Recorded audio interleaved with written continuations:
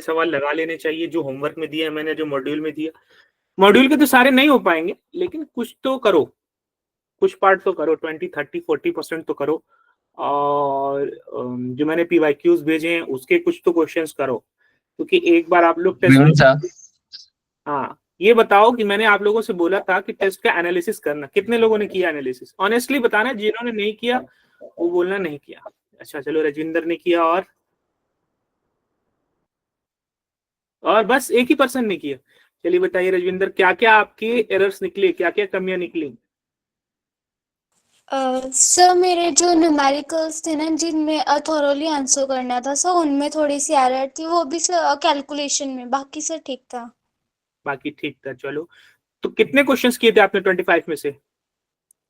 Sir मैंने approximate 14 to 15 questions किए थे सर। मेरी एक्यूरेसी 85% एक्यूरेसी थी सर मेरी। Very good, very good. अगर 14-15 क्वेश्चन किए आपने और उसमें से 80-85 की एक्यूरेसी, तो मुझे लग रहा है 15 में से तो 13 क्वेश्चन तो सही हो गए होंगे। 13 से ज्यादा भी हो सकता हो, लेकिन 13 क्वेश्चन आपके सही हो गए। तो अगर 15 में से 13 क्वेश्चन कर ले रहे हो बेटा रजविंदर, बहुत अच्छा किया आपने, वेरी गुड। बहुत मतलब अच्छा परफॉर्मेंस है, लेकिन अभी इसमें और इम्प्रूवमेंट की जरूरत है, क्योंकि कम से कम 20 से क्वेश्चन ऊपर ही होने चाहिए आपके। और यूनिट एंड डायमेंशन का चैप्टर था तो उतना मुश्किल नहीं था, थोड़ी सी और तैयारी की जरूरत है अभी। और आपको एक्यूरेसी अच्छी है, वो उसको मेंटेन रखना है। नंबर ऑफ अटेम्प्ट क्वेश्चन जो है वो आपको थोड़ा बढ़ाना पड़ेगा, थोड़ा प्रैक्टिस करना पड़ेगा, तभी जा करके आपका टेस्ट परफॉर्मेंस और बेटर हो पाए। और चलो, रजविंदर ने किया, उन्होंने बताया कि भाई हमारी कैलकुलेशन मिस्टेक हो रही थी, और वो ऐसी कोई ज्यादा मिस्टेक नहीं। बाकी किसी ने? सर आकाश? एक्चुअली मेरे साथ ना सर टाइम का थोड़ा मिसअंडरस्टैंडिंग हो गई थी। वो टाइम 11 PM था, मुझे लगा कहीं 11 AM है, तो मैंने लेट स्टार्ट किया और जल्दी जल्दी किया कि कहीं मेरा ओ, टेस्ट ना रह जाए। अरे अरे गड़बड़ हो गया। तो नहीं, अब ध्यान रखना नेक्स्ट टाइम से। टाइम, यही सब इश्यूज होते हैं, चीजें आते हुए भी, चीजें जानते हुए भी आप लोग नहीं कर पाते। तो बाकी आकाश, तुमने क्यों नहीं किया? हाँ खुशमीत, बताओ। सर मैंने सारे क्वेश्चन अटेम्प्ट किए थे और क्या किया मेरी बेटा? भी 80% एक्यूरेसी थी। कितने क्वेश्चन अटेम्प्ट किए? सर सारे किए थे। 25 में से 25 किए? Yes sir. और कितने सही हुए? सर मेरे आई थिंक 18 क्वेश्चन सही। 18 क्वेश्चन सही हुए 25 में से? Yes sir. गलत जो हुए वो ही मेन देखने के लिए बोला था मैंने, देखा आपने? यस क्या सर। क्या समझ आया, क्या एरर है?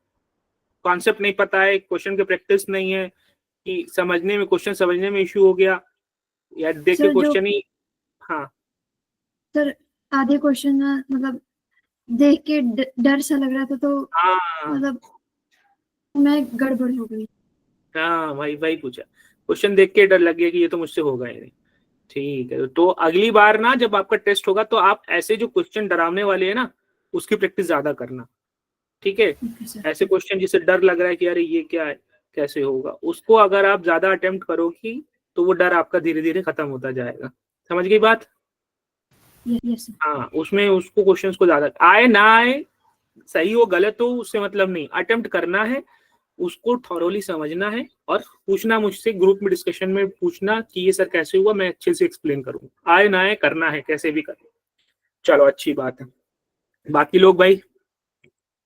आकाश, तुमसे पूछा मैंने? Yes sir. हाँ भाई, बताओ फिर। सर मैं नहीं करवाया था, आज करूंगा। आज करोगे तुम? 29 दिसंबर से आज तारीख 8 हो गई है। चलो कर लेना, करके लेकिन बता देना मुझे। Okay sir. हाँ, बाकी और कौन है भाई? और लोग तो बता ही नहीं रहे, ऐसे नहीं चलेगा ना। पढ़ाई करना है तो अच्छे से करना होगा। मनदीप, आपने यस सर, कैंप में थी ना। अच्छा, कैंप में थी। चलो, मनदीप से तो कैंप में हम मीटिंग भी हुई थी हम लोग। Yes sir. हाँ, मजा आया, लेकिन बच्चों आप लोगों से बहुत मिलके मजा आया। महक भी तो थी शायद। महक, आपने किया जी ना? सर। सर कहाँ पे आपने मीटअप था आपका? पंजाब कैंप में था ना। सर दिल्ली भी आप टेस्टिंग करी? चले गए थे। क्या बेटा? दिल्ली होगा तो हम आएंगे जरूर, बिल्कुल आएंगे, ऐसे क्यों नहीं? शायद होगा अभी मार्च वार्च में, शायद हो। सर पंजाब के बठिंडा में था। हाँ बठिंडा में था ना। सर मैंने भी आना था लेकिन कुछ इश्यू से मैं आ नहीं सकी। अच्छा अच्छा, चलो कोई बात। तो ये बताओ कि एनालिसिस आप लोग लास्ट टेस्ट का करोगे कि नहीं करोगे? मैं पूछना छोड़ दूं तुम लोग को, छोड़ दूं तुम लोग के हाल पे? नो तब नेक्स्ट क्लास में सब लोग एनालिसिस करके आओगे क्या? पूछूं नेक्स्ट क्लास में? Yes sir. हाँ, सबको एनालिसिस करके आना है, जितने भी बच्चे यहाँ स्टूडेंट्स मौजूद हैं। परम तुम करोगे? हाँ जल्दी बताओ, टाइम नहीं वेस्ट करो, जल्दी। तो खामोश हो गई, ऐसे नहीं होगा। अगर मैं कुछ बोल रहा हूँ तो उसका रिस्पॉन्स करिए, उसको जवाब दीजिए। डांटू मैं, बोलूं मैं, गलत सही बोलूं, सुनो उसको और फिर सही करो अपने आप को, ठीक है? क्लास है, क्लास में ये सब चीज होगी ही होगी। क्लास में तुम लोग active. Shifa, you took the test? At least write in the chat box. हाँ यस सर। आपने एनालिसिस किया टेस्ट का? सर जो जस्ट परसों हुआ था। परसों टेस्ट कहाँ हुआ था? सर संडे को जो टेस्ट हुआ था ऑनलाइन। नहीं, संडे को तो कोई टेस्ट नहीं हुआ था ऑनलाइन। सर था एक ऑनलाइन। ऑनलाइन और ऑफलाइन दोनों था। अच्छा, आप लोग का था? आप लोग की बैच का भी था? यस सर था। यस किस चैप्टर का था? सर उसमें ना सिलेबस दिया नहीं था, हमने पूछा भी था सर लेकिन जवाब नहीं दिया था। सर दिल्ली वालों को तो नहीं था। नहीं सर हमारा भी नहीं था। नहीं यस सर, और नहीं। सर ग्रुप में मैसेज भी आया था, नहीं है। हाँ, जो नहीं। क्वेश्चंस आए थे ना वो पूरी बुक में से आए थे। वो फुल टेस्ट में तुम बैठ गई हो लग रहा। आप मैं दिल्ली नहीं पूछ रहा हूँ सर उसका। आप कॉल छोड़ो, आप मुझे 29 दिसंबर का बताओ। 29 दिसंबर को जो टेस्ट दिया उसका एनालिसिस किया तुमने? सर नहीं, उसका तो अभी नहीं करा। क्यों भाई, मैंने बोला नहीं था क्या? सर बोला था। फिर सर अभी कर लूंगी। हाँ, ऐसे नहीं काम चलना चाहिए बेटा, आपको कंप्लीट करना है जो मैं टास्क दूं। शिवम बताओ जल्दी बेटा।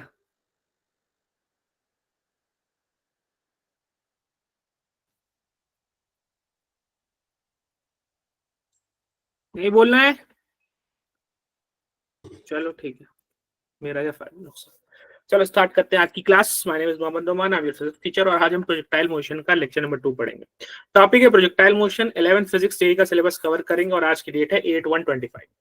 बात करें आज के ऑब्जेक्टिव की तो projectile motion ground to ground को हम कंप्लीट करेंगे, वेलोसिटी तक देख चुके थे, और फिर हम साथ ही साथ हॉरिजॉन्टल प्रोजेक्टाइल को भी कवर करेंगे। वही जो लास्ट के जो 2 टॉपिक्स थे, constant acceleration of motion in 2D और ground to ground motion projection, जो हमने देखा, उसके बेसिस पर जो वेटेज ऑफ द क्वेश्चन है वो 7, 13, 15, 5, 4 बैक टू बैक आपको क्वेश्चन है। रिकॉल कॉन्सेप्ट पे बात करूं तो लास्ट क्लास में हमने काफी अच्छे से पढ़ा था, और हमने पढ़ा था कि 2 टाइप्स के मोशन में हम इसको बांटते हैं जब भी हम ऑब्लिकली किसी ऑब्जेक्ट को थ्रो करते हैं। ऑब्लिकली अगर मैं किसी एंगल थीटा पर थ्रो कर रहा हूं तो आप मुझे ये बताओगे कि एक्चुअल में हो क्या रहा है यहाँ पर। इस गिवन वेलोसिटी का 2 पार्ट बटेंगे। हॉरिजॉन्टल वेलोसिटी क्या हो जाएगी? cos cos theta. Vertical velocity क्या हो जाएगी? u sin u sin theta. अब इसमें एक्सेलरेशन t टाइम तक लगेगा, जिससे हमें क्वांटिटी मिलेगी at। इस क्वांटिटी at का क्या नाम है? इस क्वांटिटी at का क्या नाम है? एक्सेलरेशन फिर से बोलिए, फिर से बोलिए। Time acceleration in time T. नहीं, एक्सेलरेशन इनटू टाइम टी तो आप तो उसी को रिपीट करते रहो जो लिखा है। इस क्वांटिटी का नाम है इंक्रीज इन वेलोसिटी। हाँ, क्या नाम है? Increase in velocity. वेलोसिटी। हाँ very good, change in velocity. और यहाँ स्पेसिफिकली बात करें तो वेलोसिटी को इंक्रीज करने का काम कर रहा है, तो हम इसको बोलेंगे इंक्रीज इन वेलोसिटी। ठीक है, अब इस इंक्रीज इन वेलोसिटी की अगर मैं आपसे बात करूं तो इसके भी 2 कंपोनेंट होंगे। इसके भी 2 कंपोनेंट होंगे। एक बताओ जल्दी। AT cos theta. A cos theta को कैसे लिखूं मैं? AX AXT हो जाएगा, और इसका वर्टिकल कंपोनेंट क्या हो जाएगा, AYT हो जाएगा। फिर उसके बाद जो है हम बात करें इन दोनों वेक्टर, इस पूरी इनिशियल वेक्टर में ये इंक्रीज इन वेलोसिटी वेक्टर यानी या जिसका आपने अच्छा नाम दिया, क्या नाम दिया था, चेंज इन वेलोसिटी वेक्टर का जो समेशन होगा, जो एडिशन होगा, ये दोनों ऐड होकर के रिजल्टेंट वेक्टर बन जाएगा V। करेक्ट है? Yes sir. चलो यस सर। करेक्ट है, चलो अच्छी बात, ठीक है, एक सेकंड आ गया, चलो ठीक है। अब ये आपने बता दिया, तो अब ये जो वेलोसिटी वेक्टर है, मान लेते हैं कि इसका हॉरिजॉन्टल कंपोनेंट क्या हो जाएगा,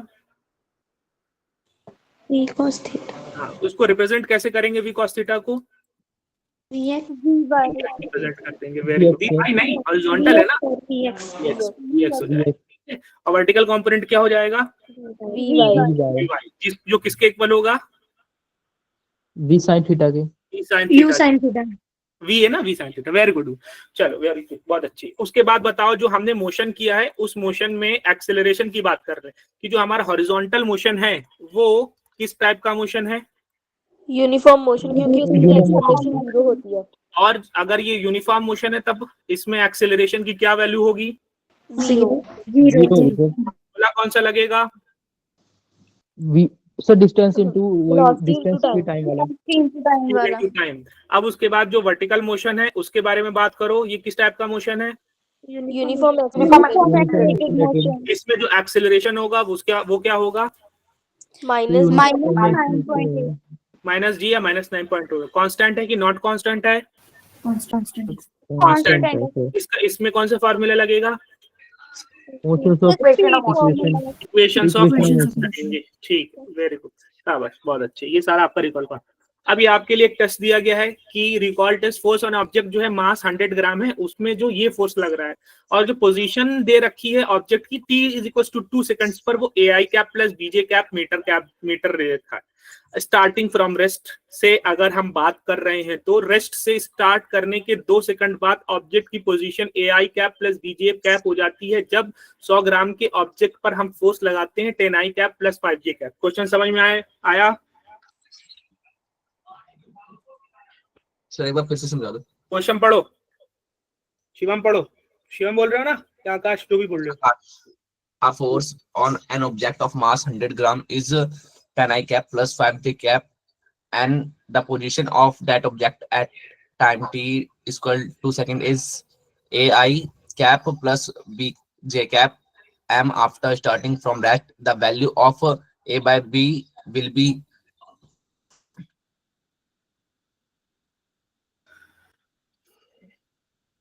ठीक है बेटा, अभी समझ में आया क्वेश्चन, फिर से समझाऊं? शर्माओ नहीं है, 10 बार पूछा करो, कोई दिक्कत नहीं है। अरे वाह, आर्यन ने तो खटाक से आंसर बता दिया 2, बहुत अच्छे, वेरी गुड। बताओ आर्यन कैसे किया?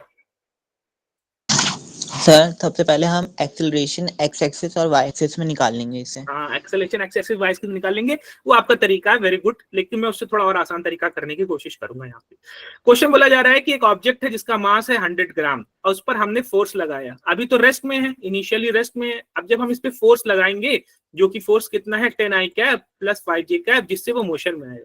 मोशन करते करते करते करते 2 सेकंड के बाद जब हमने ऑब्जर्व किया इस ऑब्जेक्ट को, तो हमने पाया कि इस ऑब्जेक्ट का जो पोजीशन है डेल्टा एक्स जो है पोजीशन है, वो 2 सेकंड के बाद AI कैप है और BJ कैप है। बात समझ में आई क्या सारे स्टूडेंट्स को? यस तो अब आपसे पूछा गया है, आप हमको A और B को रेशियो निकाल करके बताओ, यही बोला गया है, ठीक है। आप क्वेश्चन को खुद विजुअलाइज करने की कोशिश किया कीजिए, हर बार डायग्राम बनाना इज नॉट नेसेसरी, प्रैक्टिस करेंगे तो खुद ब खुद दिमाग में डायग्राम बन जाएगा। अब हमको कांस्टेंट एक्सेलरेशन का केस लगेगा यहाँ पर, क्योंकि यहाँ पे फोर्स दे रखा है, तो एक्सेलरेशन कितना हो जाता है, फोर्स अपॉन मास, करेक्ट है? Yes sir. चलो, फोर्स कितना है भैया 10I cap plus 5J cap. मास कितना रखूं मैं 100 स्टैंडर्ड यूनिट में नहीं है, ग्राम में है, तो किलोग्राम में कितना हो जाएगा 0.1 kg।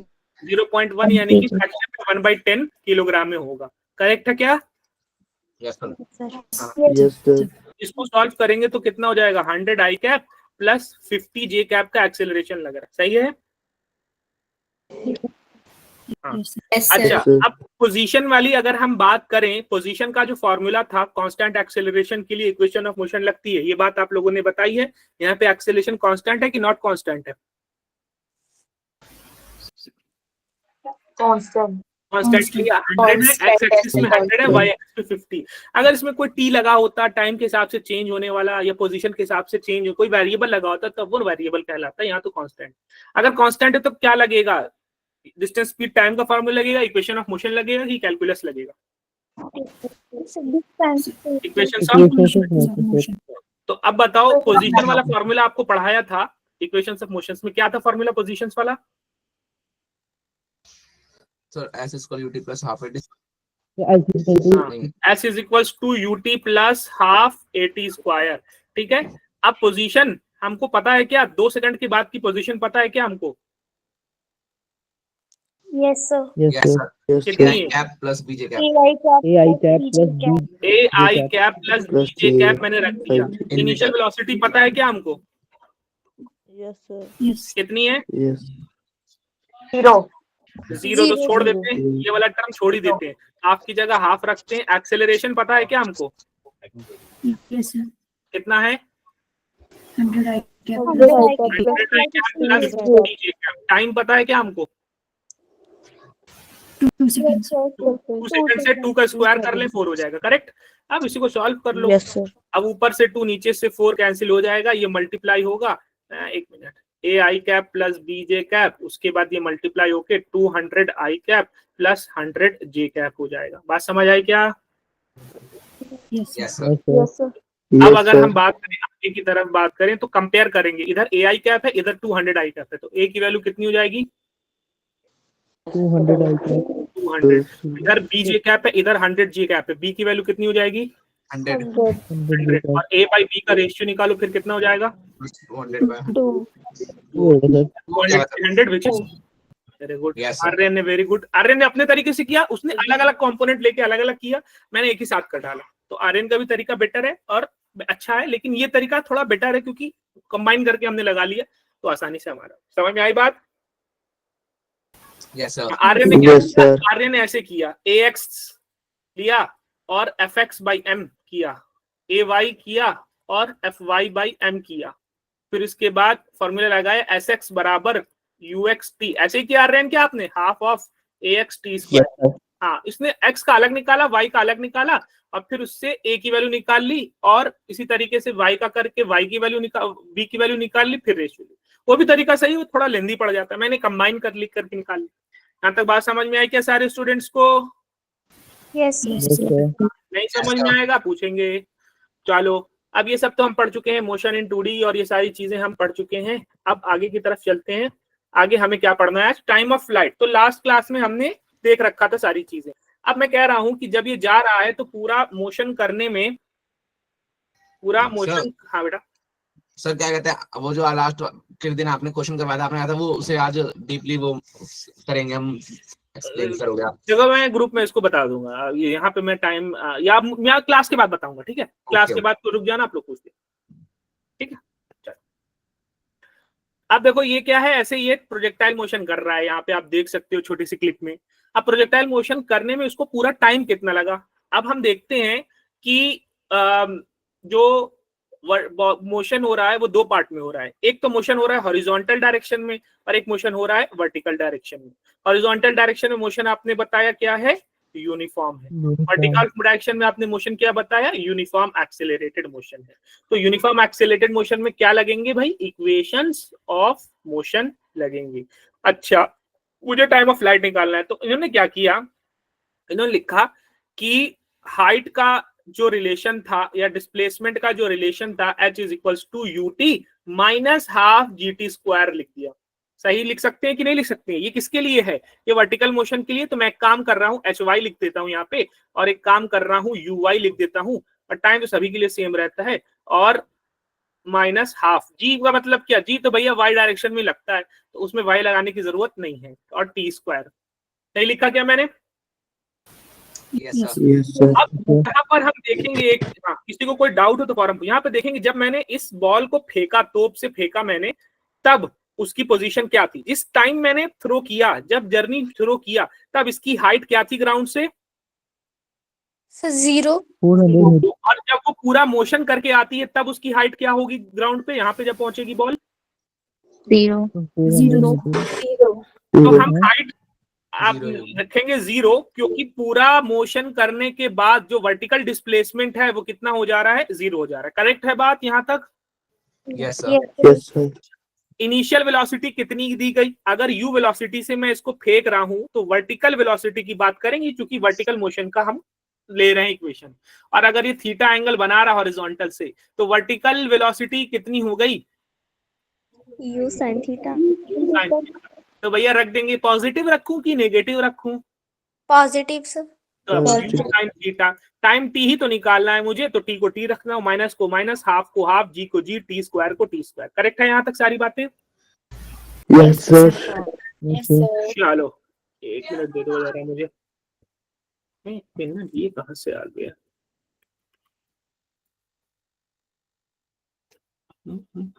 एक मिनट।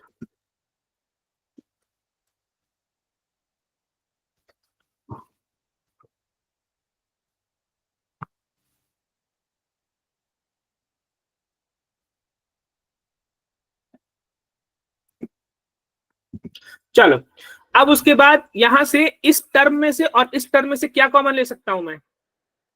टी कॉमन लूंगा तो ये बनेगा u sin theta minus half g। एक ही t कॉमन लिया है तो एक t बच जाएगा। करेक्ट? Yes, sir. तो अब यहाँ पर मेरे पास दो फैक्टर हो गए, एक फैक्टर t हो गया और दूसरा फैक्टर ये वाला u sin theta minus half gt हो गया। सही है?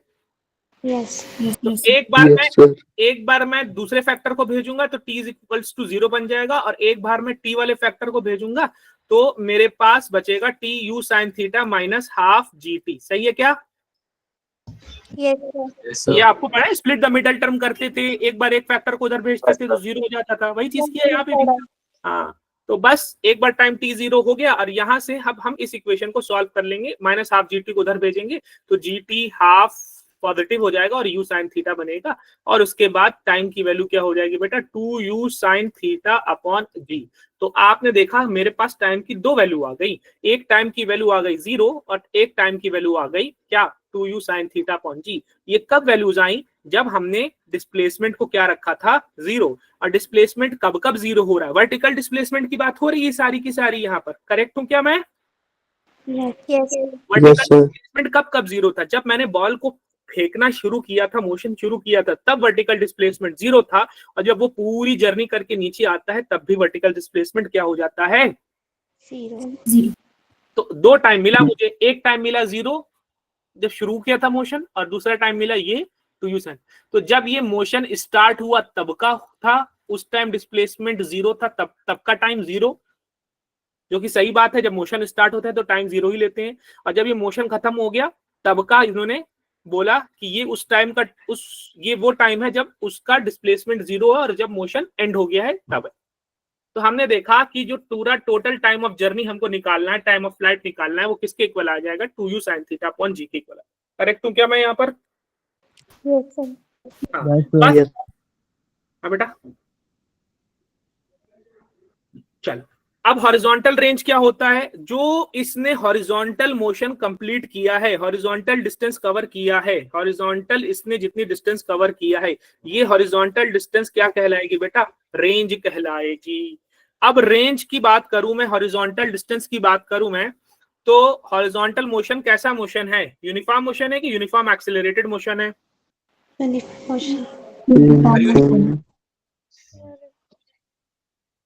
ठीक है, ये हॉरिजॉन्टल यूनिफॉर्म मोशन है। और यूनिफॉर्म मोशन में कौन सा फॉर्मूला लगता है?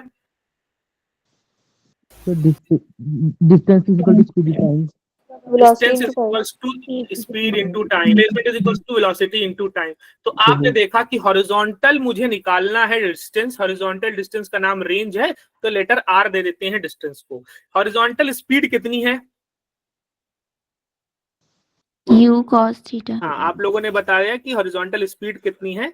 सबने बताया भाई कि u cos थीटा, वो कल से बताते आ रहे हो आप लोग, ठीक है। तो u cos थीटा, और पूरी जर्नी करने में टाइम कितना लगा है भैया? हॉरिजॉन्टल में अलग टाइम लगेगा, सभी के लिए सेम टाइम है भाई, चाहे वर्टिकल मोशन करें चाहे हॉरिजॉन्टल मोशन करें, तो सेम टाइम है। सभी के लिए सेम टाइम।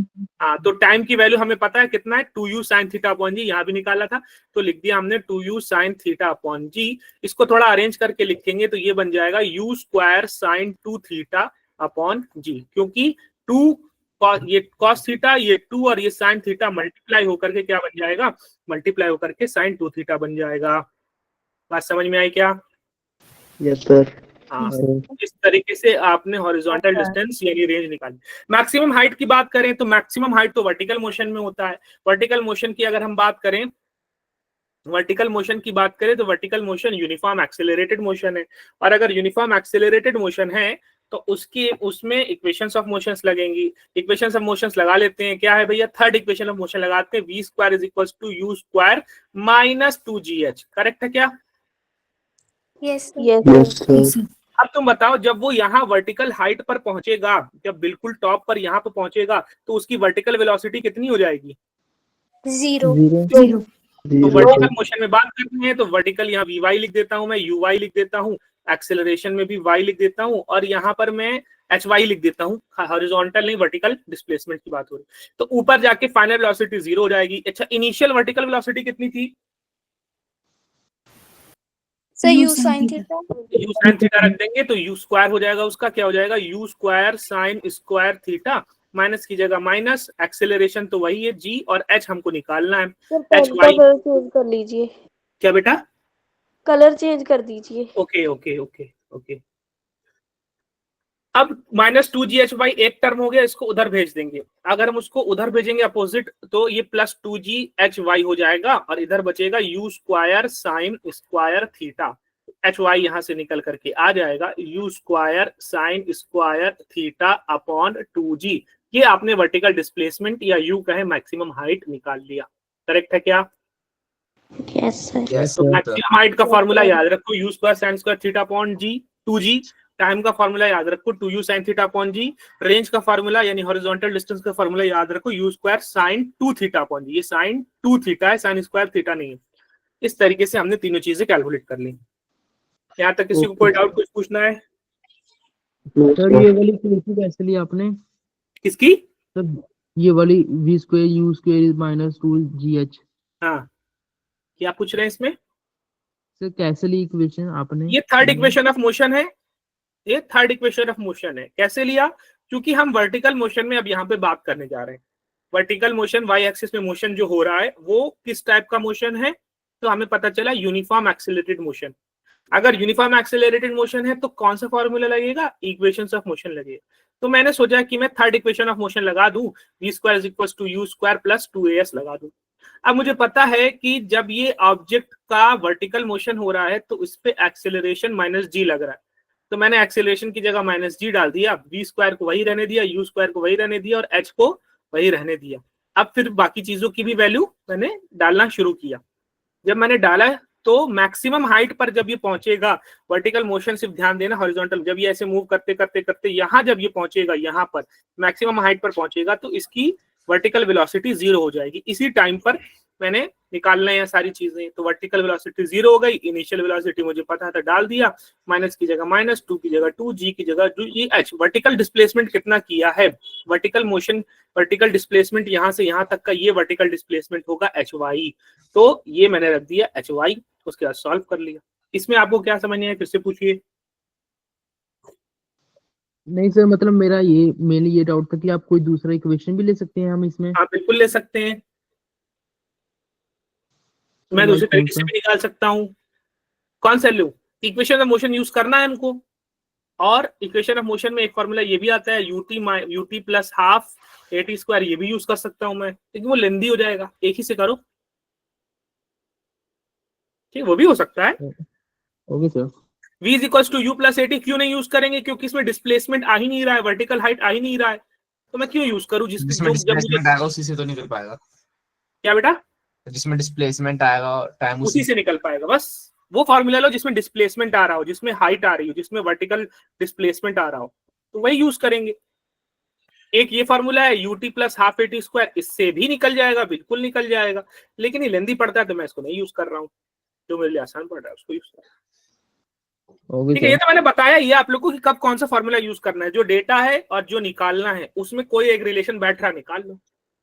चलो, या जो आपको निकालना है और जो उसमें फॉर्मूला है देख लो कि कौन कौन सी वैल्यूज पता है और क्या हमको निकालना है, इस फॉर्मूले में फिट बैठ रहा है तो वो फॉर्मूला लगा लो, नहीं फिट बैठ रहा नहीं लगाओ, यही करना है।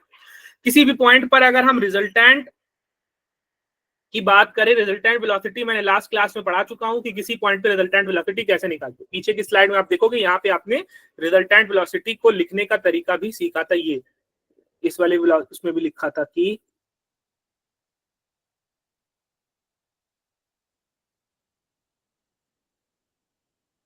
लिखा नहीं क्या, डिलीट कर दिया था क्या मैंने?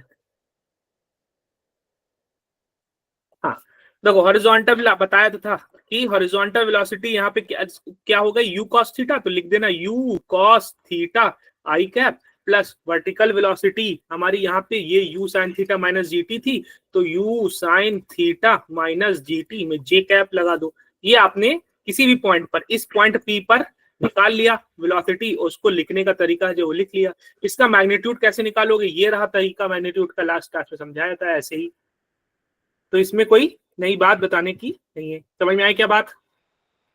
Yes sir.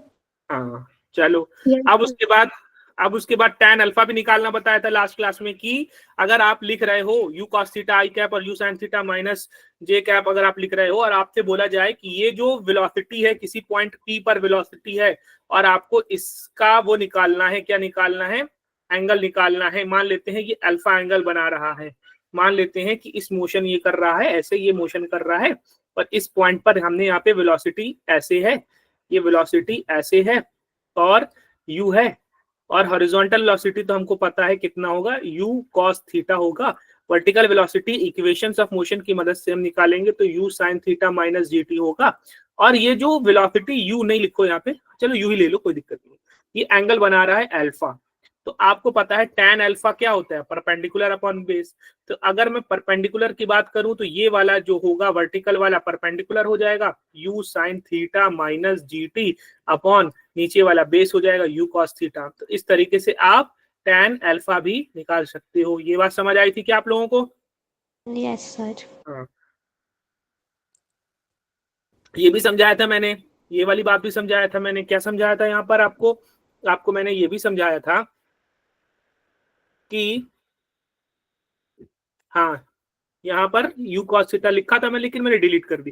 ठीक है, यहाँ पर u वेलोसिटी है, मान लो यहाँ पर v वेलोसिटी है, तो अगर ये अल्फा एंगल बना रहा है, अगर ये v वेलोसिटी है, अल्फा एंगल बना रहा है, तो इसका हॉरिजॉन्टल कंपोनेंट कितना हो जाएगा इस पॉइंट पर? माइनस जीटी ना हॉरिजॉन्टल बेटा पूछ रहा हूँ, अगर v नाम दे, v cos थीटा नहीं है, यहाँ पे एंगल अल्फा बना रहा है हॉरिजॉन्टल से, तब क्या हो जाएगा V cos alpha. cos alpha. लेकिन हमने बोला था कि हॉरिजॉन्टल वेलोसिटी चेंज होने वाली है कि नहीं चेंज होने वाली है? नहीं चेंज होने वाली है। नहीं चेंज होगी ना, क्योंकि किस मोशन में, हॉरिजॉन्टल वाला किस मोशन में है? यूनिफॉर्म।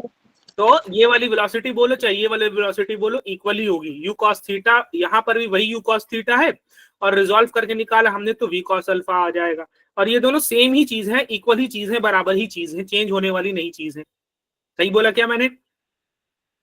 Yes sir. नहीं समझ में आई क्या बात बच्चों को? फिर से समझा दूं? सर हल्का हल्का रिव्यू दे दो। हल्का हल्का रिव्यू दे रहा हूँ। मैं कह रहा हूँ कि ऐसे मोशन हो रहा है ऑब्जेक्ट का, यहाँ पे शुरू में वेलोसिटी u थी और यहाँ पे शुरू में वेलोसिटी कितनी थी, u थी, और ये एंगल थीटा बना रहा था, तो इसका हॉरिजॉन्टल कंपोनेंट कितना हो जाएगा? You cos theta. Sir you cos theta. Vertical component कितना हो जाएगा? You sine theta. ठीक है, अब ये ऑब्जेक्ट जो था येलो वाला, ये यहाँ पहुंचता है पी पॉइंट पर और इसकी वेलोसिटी अब चेंज हो जाएगी। शुरू में वेलोसिटी u थी, ठीक है, जिसका दो कंपोनेंट u cos थीटा आपने बता दिया और u sin थीटा बता दिया, लेकिन अब वेलोसिटी चेंज हो गई, v हो गई, और अब एंगल भी चेंज हो गया, अल्फा हो गया, तो इसका हॉरिजॉन्टल कंपोनेंट कितना हो जाएगा? V cos alpha. U cos alpha. v नाम हो गया ना बेटा, v नाम हो गया। अब p पॉइंट पर वेलोसिटी चेंज हो गई, उसका नाम v हो गया, अब u नहीं रहा, u तो इनिशियल था। ठीक है,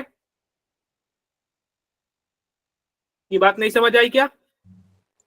यस सर आ गई। हाँ, शुरू में वेलोसिटी u थी, अब उसके बाद धीरे धीरे मोशन आगे करेगा तो वेलोसिटी उसकी चेंज होकर के क्या बन गई, v बन गई।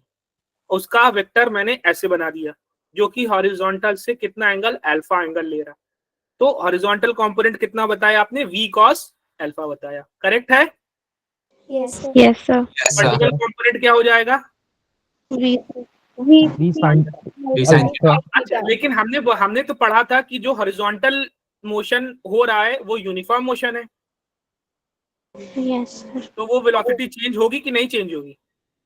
सर नहीं चेंज हाँ सर। तो ये v cos अल्फा हॉरिजॉन्टल है ना, वो कुछ नहीं है, वो एग्जैक्टली वही सेम चीज है जो हमने पीछे बताया u cos थीटा इस वाले मोशन में, क्योंकि ये चेंज होने वाला नहीं है। तो चाहे v cos अल्फा के फॉर्म में लिखो रिजॉल्व करके, चाहे डायरेक्ट बोल दो कि ये तो वही रहेगा, चेंज नहीं होगा, ये तो u cos थीटा है। चाहे v cos अल्फा लिखो वो भी सेम ही बात है, इक्वल बात है। चाहे u cos थीटा लिखो कॉन्सेप्ट के जरिए, वो भी वही सेम बात है, इक्वल बात है। बात समझ आई क्या कि फिर से समझाऊं? नहीं समझ में आई बात? Yes sir. आगे सर। तो हमने बोला कि भैया ये तो चेंज Yes, होने sir. वाला नहीं है, तो ये तो यहाँ पे u cos थीटा है, लेकिन तुम तो बोल रहे हो कि v cos अल्फा है। अरे v cos alpha u cos theta एक ही बात है, एक ही चीज है, वो चेंज होने वाली नहीं है। अच्छा, मान लो यहाँ पर वेलोसिटी आ गई v डैश, ठीक है, चलो यहाँ नहीं लेते। ओह ओह ओह शिट, क्या हो गया?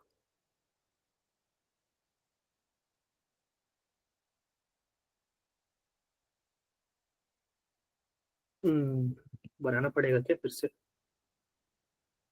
एक मिनट,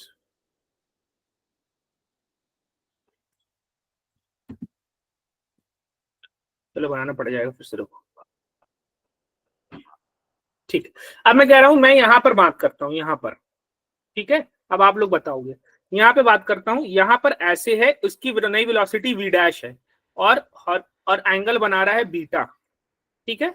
उसको मैं यहाँ पर अच्छे से दिखा रहा हूँ कि ये v डैश है और एंगल बना रहा है बीटा, यहीं पे देखो। चलो अब इसका हॉरिजॉन्टल कंपोनेंट बताओ। V cos V beta. Dash cos dash cos beta. क्या मैं ये v डैश cos बीटा को इक्वल लिख सकता हूँ u cos थीटा के कि नहीं लिख सकता?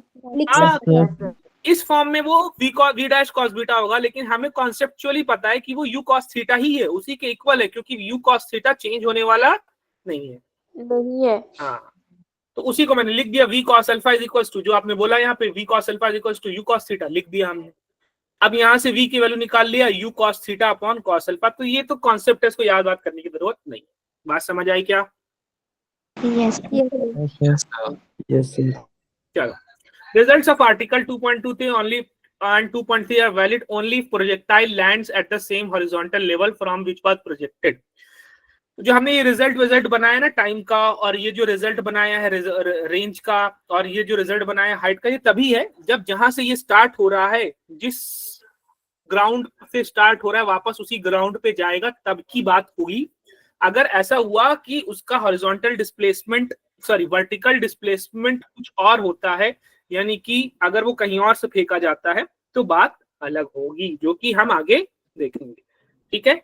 अभी हम आगे इस चीज को देखेंगे कि क्या होता कि अगर ये ऑब्जेक्ट ऐसे फेंकी जाती, अगर सेम प्लेन पर वापस नहीं आता, मैं यहां से फेंकता और ऑब्जेक्ट, क्या इस केस में वो वापस से उसी ग्राउंड पर जा रहा है कि नहीं जा रहा है? No sir. क्या इसका वर्टिकल डिस्प्लेसमेंट 0 हो रहा है कि नहीं हो रहा है? No sir. नहीं, No, वर्टिकल sir. डिस्प्लेसमेंट 0 नहीं हो रहा है। ये शुरू में यहाँ पे था इनिशियल पोजीशन, और यहाँ पे फाइनल पोजीशन है, तो वर्टिकल डिस्प्लेसमेंट 0 नहीं, कुछ ना कुछ तो है, मान लेते हैं h हाइट है जो भी। तो ये वाला केस बोल रहा है, अलग बात बोल रहा है। या हम एक केस कह रहा हूँ, मैं खड़ा हूँ टेरेस पे, मेरा मूड हो रहा है खेल कूद करने का, मैंने एक पत्थर उठाया और नीचे एक मेरा दोस्त शैतानी कर रहा था, उठा के फेंक के मार दिया इसको, मैंने चोट लगा दी इसको। तो क्या यहाँ पर horizontal displacement, vertical displacement same है, 0 है कि नहीं है? नहीं है। नहीं सर। इनिशियल पोजीशन ये थी, फाइनल पोजीशन ये हो गई, इनिशियल से फाइनल ये इसकी वर्टिकल डिस्प्लेसमेंट हुई। आई बात समझ में? यस उसमें केस अलग होगा, उसको भी हम निकालेंगे। दूसरा पॉइंट कह रहा है कि vertical component of velocity is positive then particle is moving up, और वही बताया आपको कि जब ये ऊपर की तरफ जा रहा है तो वर्टिकल वेलोसिटी क्या होगी, पॉजिटिव की नेगेटिव? पॉजिटिव। और जब वो मैक्सिमम हाइट से यहाँ पर, ये ऐसे यहाँ पर मैक्सिमम हाइट से जब ये वापस आने लगेगा, तो आप देख रहे हो इस छोटे से क्लिप में कि रेड वाला एरो का डायरेक्शन क्या हो जा रहा है, नीचे हो जा रहा है, करेक्ट है? Yes sir. यहाँ पर आपको कोई बहुत बड़ी बात नहीं है, समझ गए आप सभी लोग। अब इसमें किसी को कुछ पूछना है, कोई डाउट है? सर। चलो अब हम कुछ जनरल रिजल्ट की बात कर लेते हैं कि मैक्सिमम हाइट की अगर हम बात करें तो क्या होगा। मैक्सिमम हाइट की अगर हम बात करें तो क्या होगा। हाइट का फॉर्मूला क्या था, कोई बता सकता है मुझे? You square sine square theta upon 2g। हाँ, हाइट का फॉर्मूला आपने बताया कि you square sine square theta upon 2g है। ठीक है, अच्छी बात है, लिख लेते हैं u square sine two theta upon g. हाँ क्या था, देखो तुम लोग तो यू स्क्वायर साइन 2 थीटा नहीं होगा बेटा, you square sine square theta होगा। साइन स्क्वायर थीटा अपॉन हाँ, you square sine square theta upon 2g होगा। हाँ, you square sine square theta upon 2g होगा। हाँ, you square sine square theta upon 2g। Maximum height की अगर मैं आपसे बात करूं तो मैक्सिमम हाइट कब होगी, देख रहे हैं हम यहाँ पे हमको क्या समझ में आ रहा है कि जो मैक्सिमम हाइट की हम बात कर रहे हैं यहाँ पे, एक मिनट,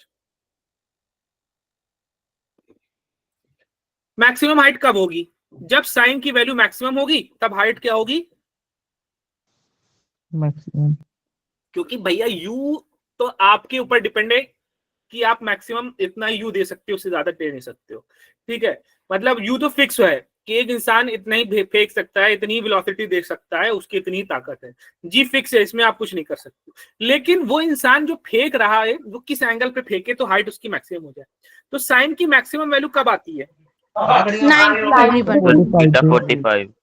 945 मैक्सिमम होती है वैल्यू। थीटा 45। थीटा 45 रटा रटा आंसर करोगे बेटा तो ऐसे ही होगा। नहीं सर 90 डिग्री पे साइन की वैल्यू 90 पे होती है, theta is equals to 90 degree होगा, तब साइन थीटा क्या होगा, मैक्सिमम होगा। हाँ ठीक है, नहीं हंसने की बात नहीं है, मैं भी ऐसे रटता था चीजें, कोई दिक्कत नहीं है, ऐसे ही सीखते हैं। टीचर बताता है, गलती करते हैं, फिर ऐसे ही हम भी सीखते हैं, तो इसमें कोई शर्माने की बात नहीं है। ठीक है, अब उसके बाद हम बात करें,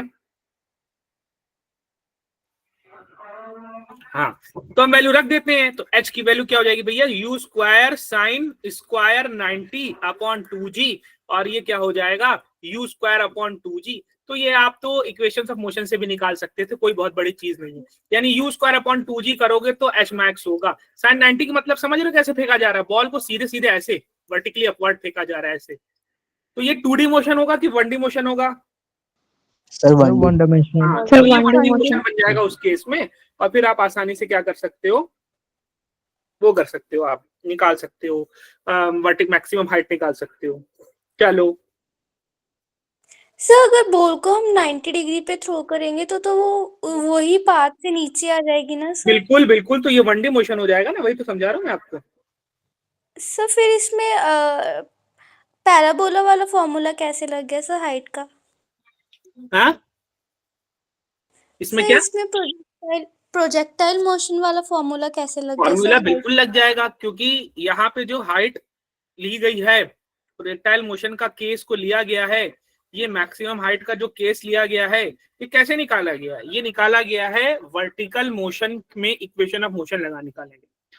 तो जब vertical motion of equation of motion को निकालने की बात अगर हम करेंगे तो वो एक ही मोशन वर्टिकल मोशन में बात कर रहा था, और उसी वर्टिकल मोशन एक ही डायमेंशन की मोशन की बात कर रहा था, और उसी से हमने क्या निकाला था, हाइट का फॉर्मूला निकाला था।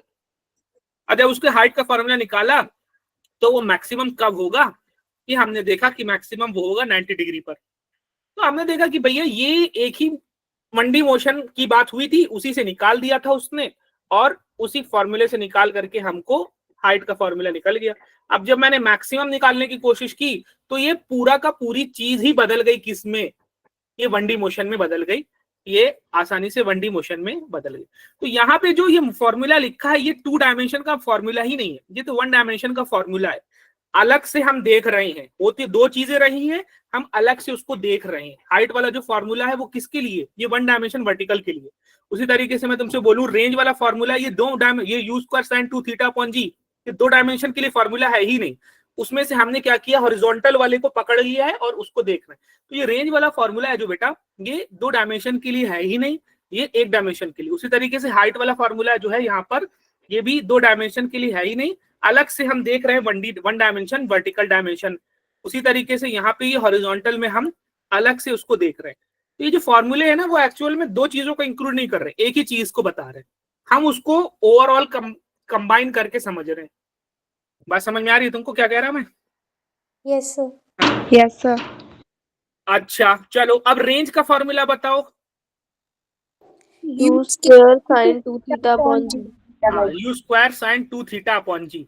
अगर बात करें कि साइन की मैक्सिमम वैल्यू कब होती है, आपने बताया साइन 90 की वैल्यू 1, और तब केस में क्या होता है, साइन थीटा, साइन एंगल लिख देता हूं मैं, साइन एंगल की वैल्यू क्या होती है उस टाइम, मैक्सिमम होती है। करेक्ट है?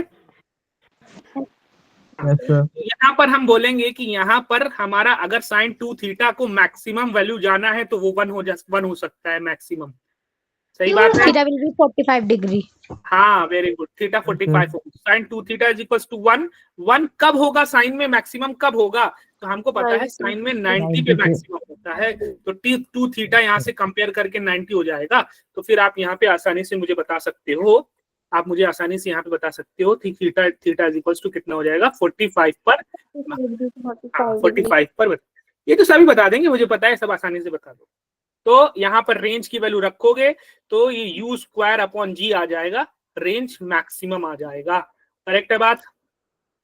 Yes sir. Yes sir. चलो बहुत अच्छे, वेरी गुड। अब उसके बाद एक चीज और है हमारे पास, वो एक चीज क्या है कि, एक मिनट,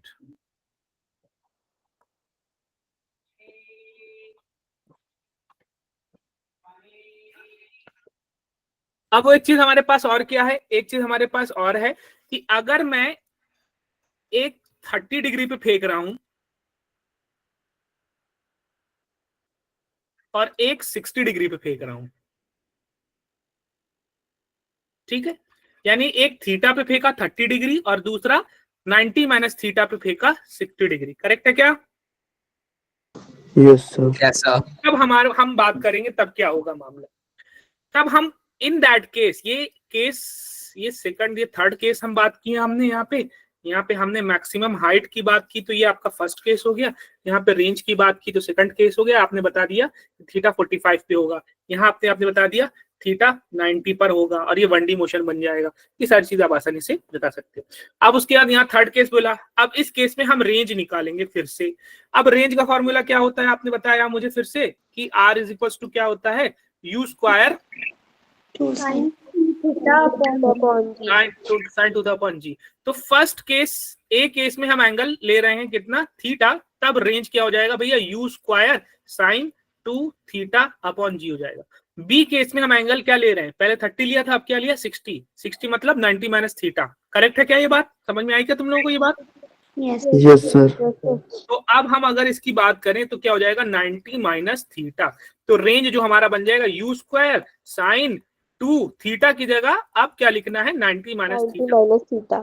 अब इसको थोड़ा सा सॉल्व करूंगा मैं, तो R is equal to U square sine 180 minus 2 theta, 2 multiply कर दिया, साइन 180 माइनस एंगल क्या बन जाता है, साइन 180 माइनस थीटा क्या बन जाता है, साइन थीटा ही बन जाता है, अगर आपने ट्रिग्नोमेट्री पढ़ रखी है अच्छे से। ये बात पता है आप लोगों को नहीं? Yes, sir. हाँ। तो आप चाहे थीटा एंगल फेंको, चाहे उसके कॉम्प्लीमेंट्री एंगल पर फेंको, कॉम्प्लीमेंट्री एंगल का केस हमने आपको बता दिया कि रेंज सेम होगी। कॉम्प्लीमेंट्री एंगल हुआ तो इसका मतलब क्या होगा, रेंज क्या होगी भाई, सेम होगी। यहाँ तक बात सभी को समझ में आई क्या? Yes sir. Yes sir. चलो बेटा बहुत अच्छे, वेरी गुड। एक मिनट,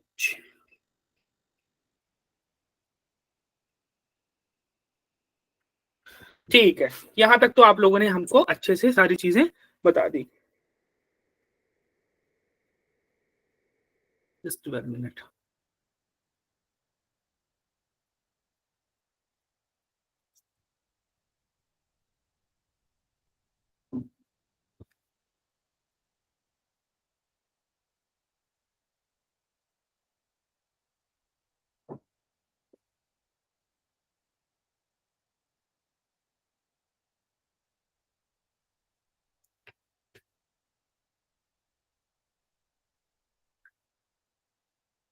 अच्छा, अब एक केस हमारे पास और आ जाता है कि when r is equals to h, जितना रेंज है उतना मैक्सिमम हाइट है। h का मतलब क्या होता है मैक्सिमम हाइट, तब उस केस में क्या होगा बेटा?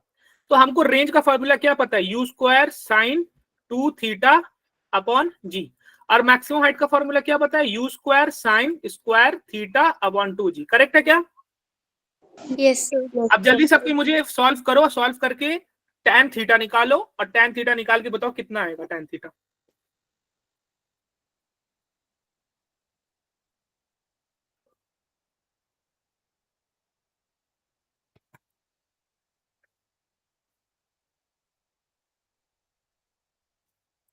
जल्दी आना चाहिए भाई, जल्दी बोल रहा हूँ मतलब बहुत जल्दी से करो। देखो u स्क्वायर से u स्क्वायर कैंसिल हो जाएगा, g से g कैंसिल हो जाएगा, क्या बचेगा हमारे पास साइन 2 थीटा, और इधर क्या बचेगा साइन स्क्वायर थीटा। चलो इसको सॉल्व करते हैं। साइन 2 थीटा क्या बन जाएगा बेटी तुम्हारा, 1 मिनट, यहाँ पे 2 भी बचा हुआ है तो यहाँ पे नीचे 2 भी लिखूंगा मैं, तो 2 साइन थीटा कॉस थीटा बनेगा, और यहाँ साइन स्क्वायर थीटा अपॉन 2 बनेगा। एक इधर से साइन, एक इधर से स्क्वायर कैंसिल होगा, ये बन जाएगा 4 cos theta is equals to sine theta. तो कितना आ जाएगा,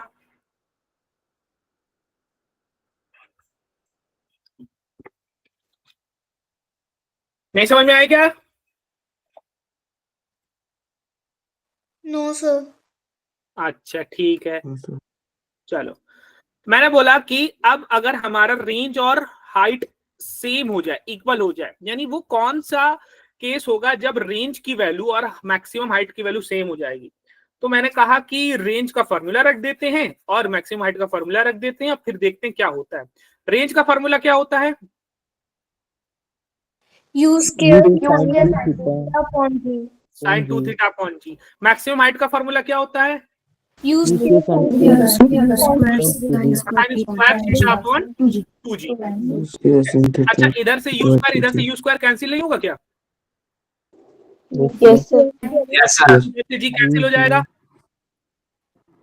यस सर। अब लेफ्ट में क्या बचेगा हमारे पास, लेफ्ट में साइन 2 थीटा बचेगा, और राइट में क्या बचेगा हमारे पास, राइट में साइन स्क्वायर थीटा अपॉन 2 बचेगा।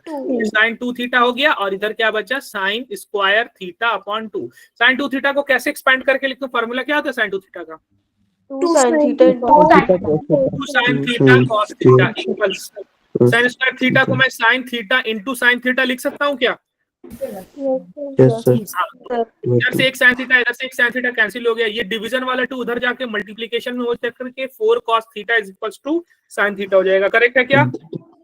cos थीटा मल्टीप्लिकेशन में हो जाएगा, डिवीजन में हो जाएगा, तो sine theta upon cos theta बनेगा। Sine theta upon cos theta क्या कहलाता है, tan theta is equals to 4, यानी कि tan theta is equals to 4 बोल लो, चाहे आप ऐसे बोल लो कि theta is equals to tan inverse 4। ये वो वैल्यू है जिस पर क्या होगा, ऑन दिस वैल्यू, जिस पर क्या होगा ऑन दिस वैल्यू रेंज होगा वो मैक्सिमम हाइट के बराबर हो जाएगा।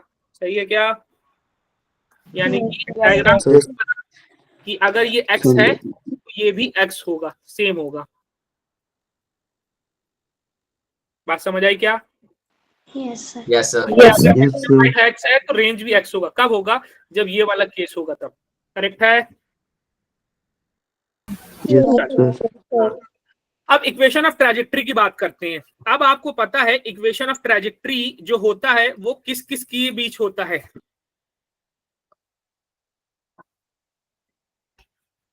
जल्दी बताओ। वेरी गुड, शाबाश। Who told me that? Sir मी।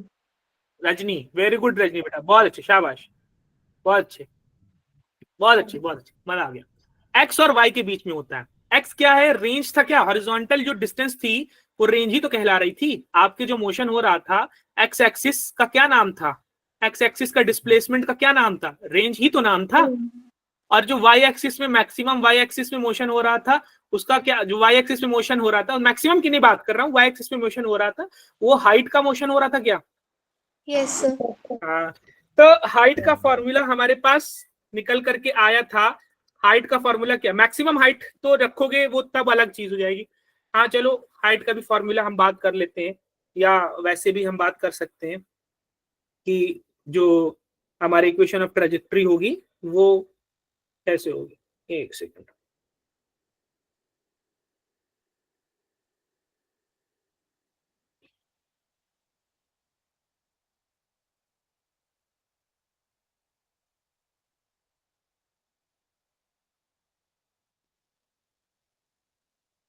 चलो चलो, अब आप बात कर रहे थे हॉरिजॉन्टल। हॉरिजॉन्टल डिस्टेंस जो मोशन था वो कैसा मोशन था? यूनिफॉर्म यूनिफॉर्म मोशन में कैसा फॉर्मूला लगाया था? Distance is equals to speed into time. Horizontal speed क्या थी?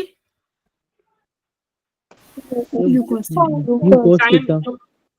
और जो टाइम लगा है पूरे मोशन का, जो टाइम लगा उसको मैं कैपिटल टी से लिख रहा हूँ। यहाँ पे भी मुझे कैपिटल टी लिखना चाहिए था, ये स्मॉल टी ना लिख करके यहाँ पे कैपिटल टी लिखा है इन्होंने, तो इसको कैपिटल टी लिखना चाहिए था। ठीक है बेटा, कैपिटल टी मतलब पूरा का पूरा time.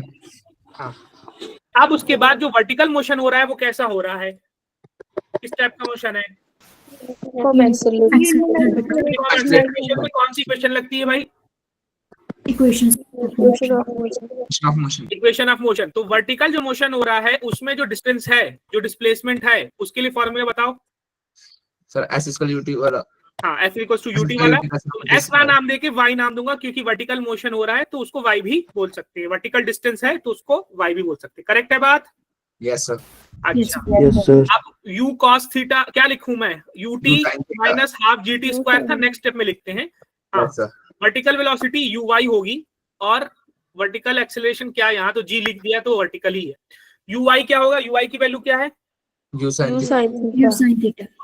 Theta T minus half GT square. सही है क्या बात यहाँ तक? यस कोई दिक्कत, कोई परेशानी यहाँ तक? नो अब मुझे जो इक्वेशन है, सॉरी, मुझे जो इक्वेशन मिली है वो एक्स और वाई में इक्वेशन मिली है कि एक्स और टी में इक्वेशन मिली है? मतलब एक्स टी और वाई टी में इक्वेशन है कि एक्स और वाई में इक्वेशन है? एक्स टी वाई टी में। तो अगर इक्वेशन ऑफ ट्रैजेक्टरी निकालना है तो इक्वेशन किसमें किसमें होनी चाहिए? एक्स वाई ठीक है, एक्स और वाई में होनी चाहिए। तो मैं क्या कर रहा हूँ, टी को भगाऊंगा। अब मैं फ्रॉम इक्वेशन 1 मैं टी को सब्स्टिट्यूट बनाऊंगा। फ्रॉम इक्वेशन 1 से मैंने टी निकाला, तो टी की वैल्यू क्या हो जाएगी इक्वेशन 1 से? बताओ। X upon cos u cos theta. You cos theta, very good, शाबाश, बहुत अच्छे। X upon U cos theta आपने बताया, वेरी गुड, बहुत अच्छे। चलो, अब हमें क्या करना है, हमको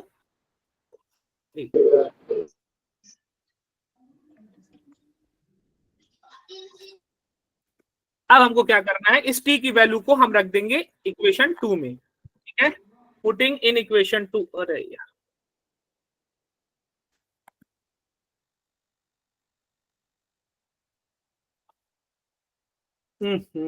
सॉरी, 2 मिनट बस बेटा। इसको हम रखेंगे इक्वेशन 2 में।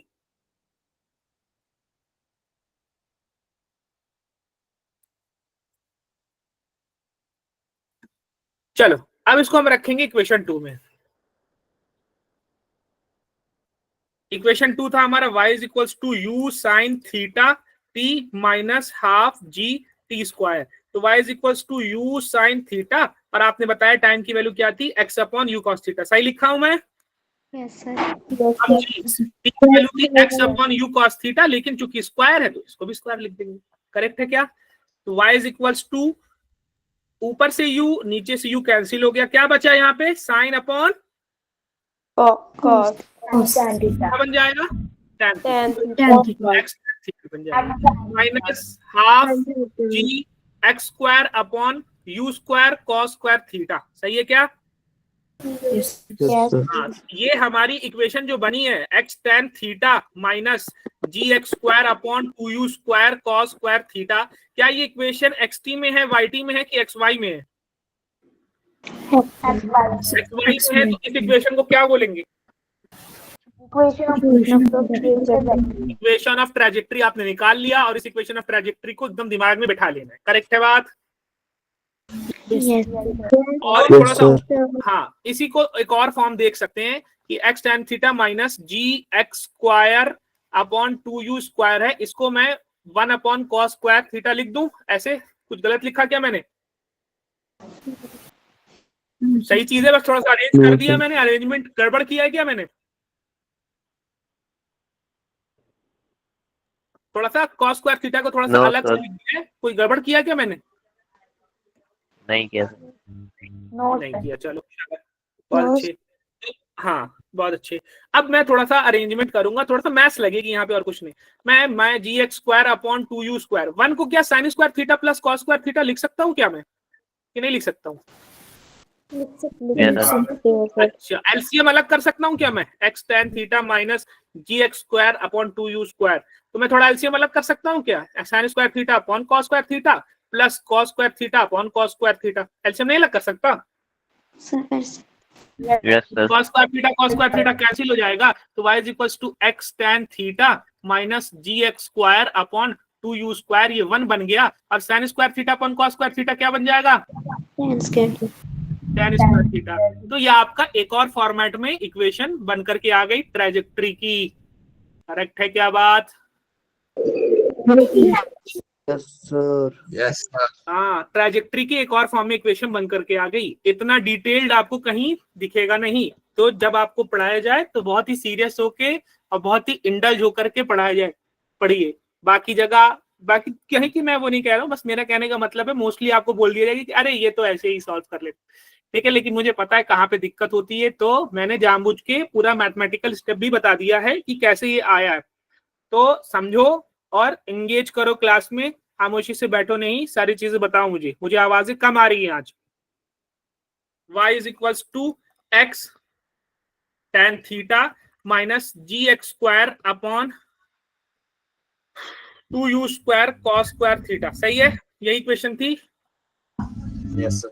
अब मैं क्या कह रहा हूं कि मैं x tan थीटा कॉमन लेता हूं, मैं क्या करूंगा, x tan थीटा को मैं कॉमन लूंगा, x tan थीटा को मैं कॉमन लूंगा। अब मैंने x tan थीटा कॉमन ले लिया, तो यहां से तो x tan थीटा कॉमन लिए तो 1 बच गया, माइनस g x स्क्वायर में से x कॉमन ले लिया तो x बच गया, लेकिन यहाँ तो tan थीटा था ही नहीं। अगर नहीं था, जबरदस्ती वो चीज कॉमन ली जाए तो क्या किया जाता है, उस चीज से मल्टीप्लाई किया जाता है कि उस चीज से डिवाइड कर दिया जाता है? Sir, divide. डिवाइड में आ जाता है, वो चीज किस में आ जाती है, डिवाइड में आ जाती है। तो ये डिवाइड में यानी डिनोमिनेटर में, क्योंकि जब ये वापस मल्टीप्लाई करोगे तो 1 से मल्टीप्लाई होकर x tan थीटा बन जाएगा, x tan थीटा यहाँ मल्टीप्लाई होकर x स्क्वायर बन जाएगा, और ऊपर tan थीटा नीचे tan थीटा कैंसिल होकर के वापस से वही चीज दे देगा। समझ में आई बात क्या? चलो, नहीं समझ में आया तो बताओ, पूछो, खामोशी से बैठे मत रहो तुम लोग।